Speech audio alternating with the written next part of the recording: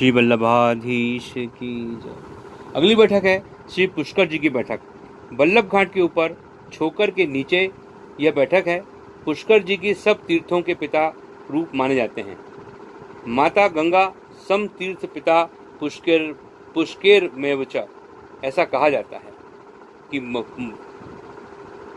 ब्रह्मा जी की उत्पत्ति नाभि कमल से यहीं पर हुई थी। यहाँ ब्रह्मा जी और सावित्री का मंदिर है। श्री वल्लभ ने मैघन को ये सब बातें बताईं। आप श्री ने यहाँ स्नान कर सप्ताह पारायण प्रारंभ किया। पुष्कर जी नित्य कथा यहाँ सुनने इनके आते थे। यहाँ अनेकों तामसी जीवों का आपके द्वारा उद्धार किया गया था। अगली बैठक है कुरुक्षेत्र की बैठक। यह कुंड के ऊपर है। आप श्री ने मैघन की आज्ञा की कि भगवान कृष्ण ने अर्जुन को यही गीता का उपदेश दिया था और विराट स्वरूप के दर्शन कराए थे। यह धर्म क्षेत्र है। यहाँ महाभारत युद्ध हुआ था। आप श्री ने यहाँ भागवत पारायण किया और युगल गीत प्रसंग में ऐसा रसोवेश हुआ कि श्रोताओं को देहानुसंधान न रहा। चरण रस से आपने अनेकों जीवों का उद्धार किया। बोलो वल्लभाधीश की जय। अगली बैठक है हरिद्वार की बैठक। यह बैठक कनखल क्षेत्र के ऊपर है। संवत 1576 में कुंभ पर्व पर आप श्री यहाँ पधारे थे। तब लाखों व्यक्ति गंगा स्नान को यहाँ आए थे। आप श्री ने प्रसिद्धि के चलते से बचने के लिए सुविधानुसार गंगा स्नान करके लक्ष्य से गुप्त रूप से एक अलौकिक लीला की। आप श्री ने योग माया को आज्ञा की कि सब लोगों को निद्रावश कर दे और काल को आज्ञा दी कि जब हम स्नान कर कनखल तीर्थ के ऊपर जाकर विराज जाएं, तब तक सब एकत्रित भीड़ भी गंगा में स्नान कर चुके, तब तक पुण्य काल ही रहे। सभी श्रद्धा के कारण दूर दूर से आए हैं। आपकी आज्ञा से योग माया और काल ने ही ऐसा किया। हरिद्वार में आपका जय जयकार हो गया। आपके महत्व को देखकर अनेकों लोग आपके शरणागत हुए। अगली बैठक है बद्रिकाश्रम की बैठक। बद्रिकाश्रम में यह बैठक है। उस दिन बामन द्वादशी थी। आप श्री ने मैघन जी को फलहार खोज कर लाने की आज्ञा करी। श्री बद्रीनाथ ठाकुर जी ने अपने मन से यह सोचा कि श्री वल्लभ हमारे अतिथि हैं, अतः भोजन करें तो उत्तम है। अतः ठाकुर जी ने ब्राह्मण रूप धरकर मैघन को बताया कि यहाँ झाड़ियों में कोई फलहार ना मिलेगा। अतः अंत में श्री मैघन वल्लभ के पास आए और उन्होंने ऐसा ही कहा। फिर बद्रीनाथ ठाकुर जी ने स्वयं श्री वल्लभ के पास पधारे और कहने लगे कि आपके लिए फलहार बहुत खोजा, मिलता नहीं है, आप रसोई करके भोजन करें। श्री वल्लभ बोले, जयंती है, भोजन कैसे?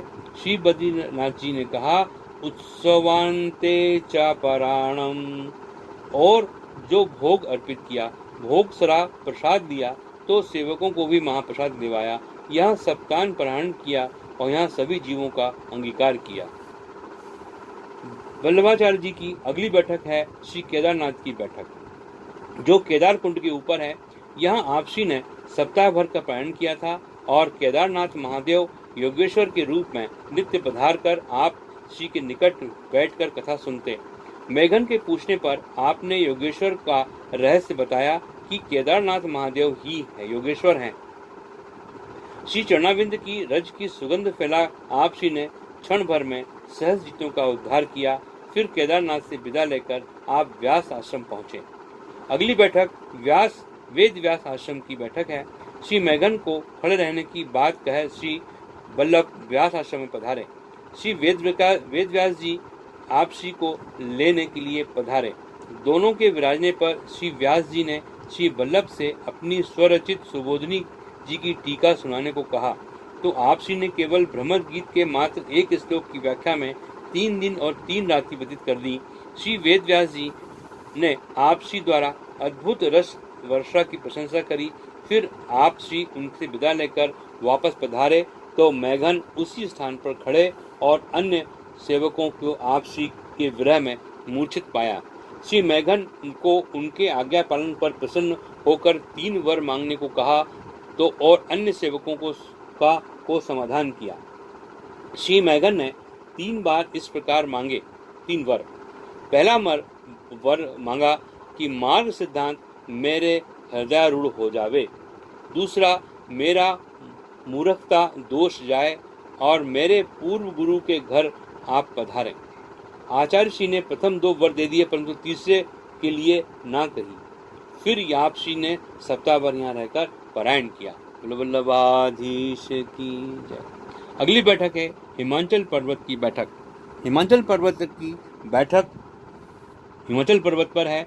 यहाँ आप श्री ने पारायण किया था और हिमालय पर्वत विप्र भेष रखकर आप श्री के दर्शन को आए और आप श्री के मुख से कथा का श्रवण किया। यहाँ पर भी आप श्री ने हजारों जीवों का उद्धार किया। अगली बैठक है श्री व्यास गंगा के तीर की बैठक।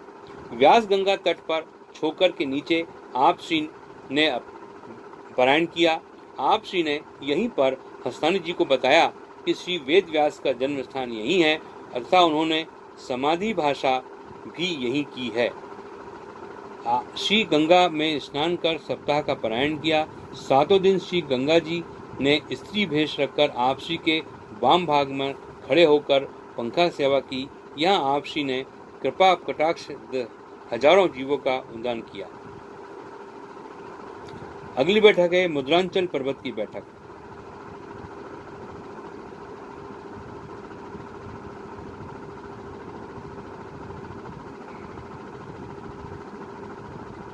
मुद्रांचल पर्वत पर छोकर के वृक्ष के नीचे जहां आप श्री पधारे थे, वहां मधुसूदन ठाकुर जी ने आपके दर्शन के लिए भगवत पारायण किया।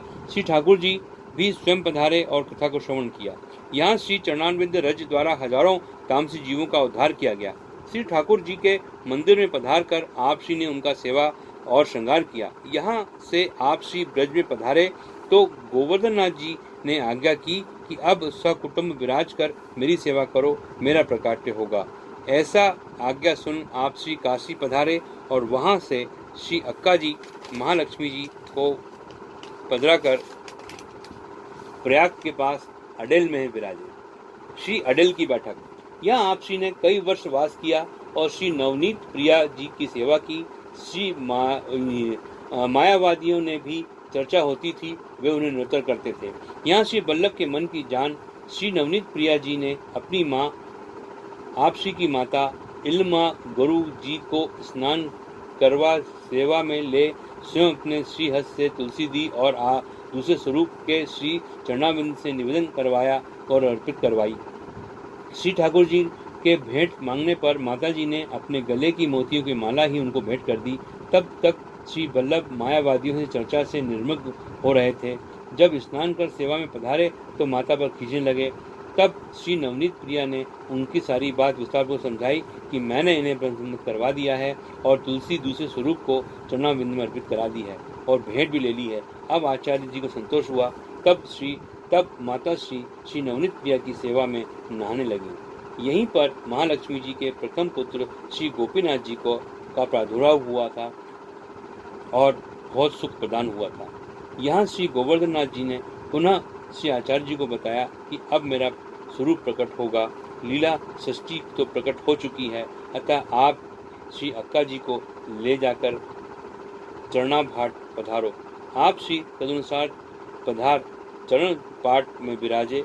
वहाँ चंद्रावली जी की निकुंज है और वहाँ सप्ताह भर पारायण किया।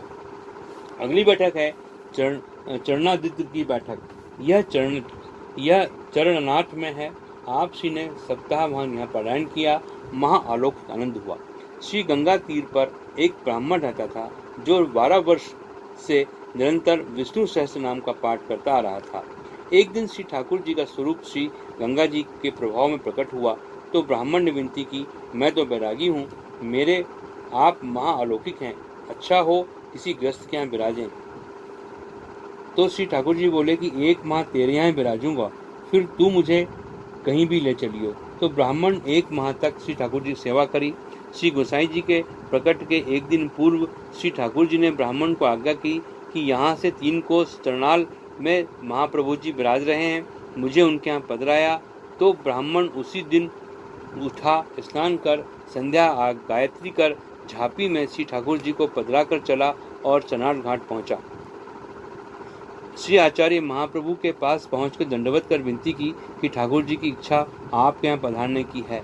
श्री महाप्रभु प्रसन्न हुए और ब्राह्मण को भली भांति समाधान कर विदा किया। संवत 1572 ब्रज पोष सुदी 9 वृष लग्न के समय श्री विट्ठलनाथ जी का प्रादुर्भाव यहीं पर हुआ। भूमंडल पर बड़ा जय जयकार हुआ। उस समय नंद यशोदा आदि ब्रज भक्त पधारे थे। योग माया ने रत्न जड़ित महल, सोने चांदी, खिलौने आदि प्रकट कर दिए। ब्रह्मा, शिव, इंद्र आदि कई देवता दर्शन को पधारे। बड़ी धूमधाम से नंदोत्सव हुआ। लक्ष्मी जी के द्वारा यहाँ वंदन बार बांध दी गए। महाप्रभु जी ने यहाँ नाना विध बधाई हुई। श्री आचार्य महाप्रभु ने गोसाई जी को पलना झुलाया तो और यहाँ अवन सुख हुआ।